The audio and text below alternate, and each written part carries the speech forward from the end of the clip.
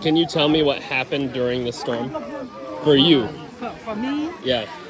well, unfortunately, I lost everything. We had to stick right from here. There's another intersection where a lot of persons came for just for rescue. Our community does not have a shelter. Yeah. And not one member of this community is registered in the shelter that is down by Peter Street. Okay. So all the relief that comes there, we don't get any. So it's private persons who come in. Thanks to you guys who come in here and hand out stuff to the people. You know, care packages. You guys bring tarpaulins and stuff with solar lights and stuff like that.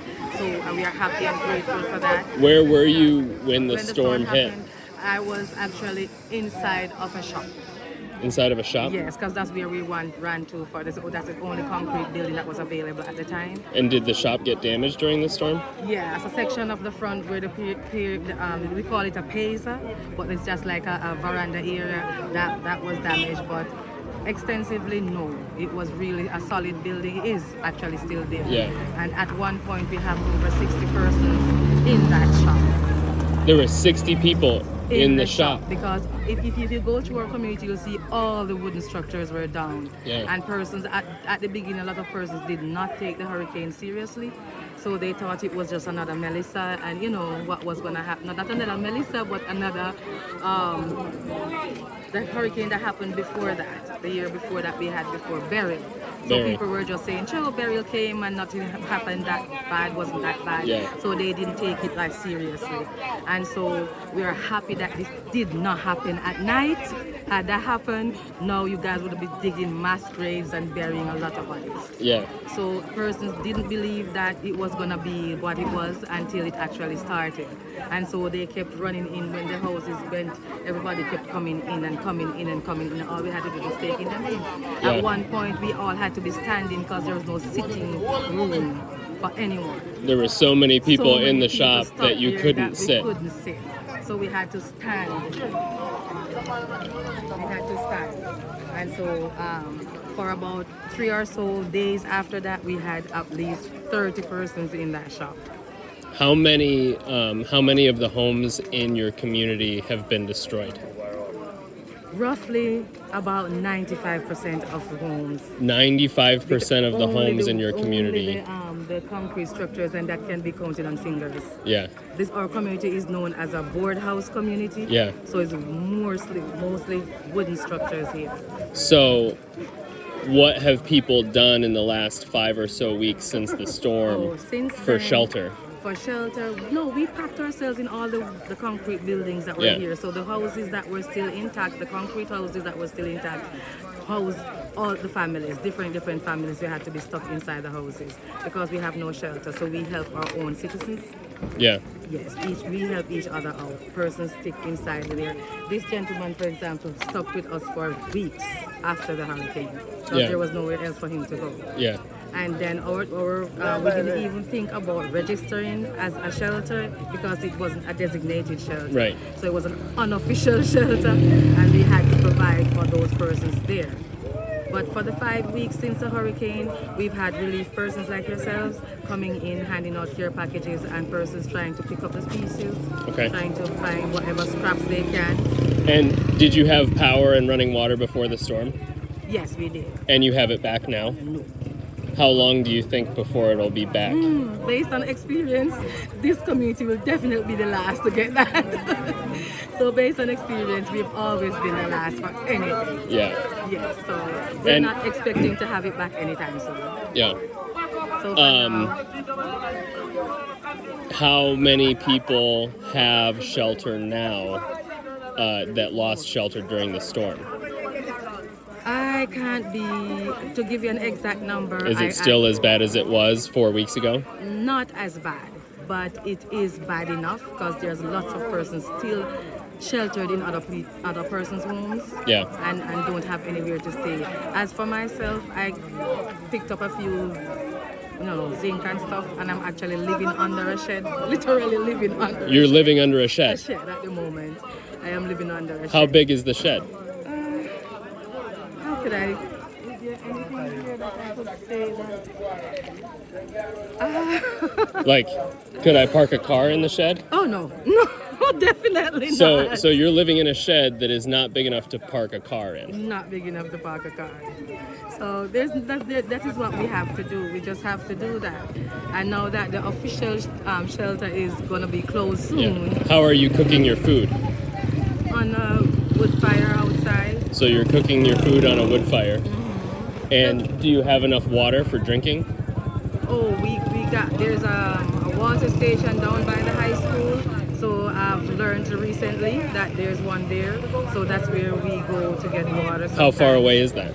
That's down by Petersfield, so roughly about, I'm not sure, maybe a mile or two away from here. Okay, Sure, so to get more. drinking water, you have to walk 1 or 2 miles.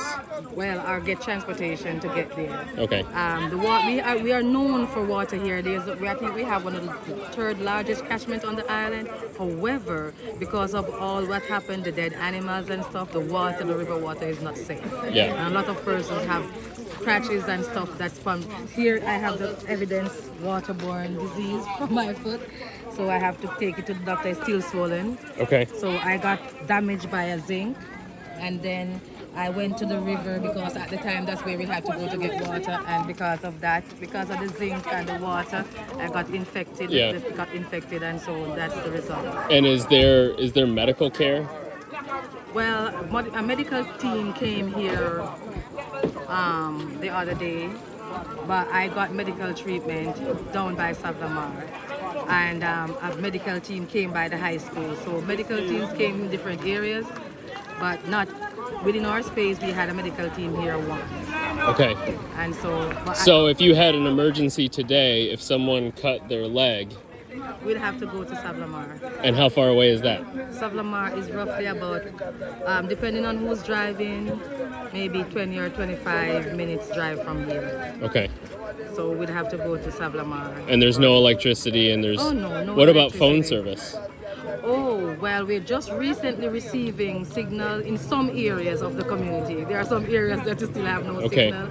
So if you want to make a phone call, you have to go to a designated area that you actually have signals.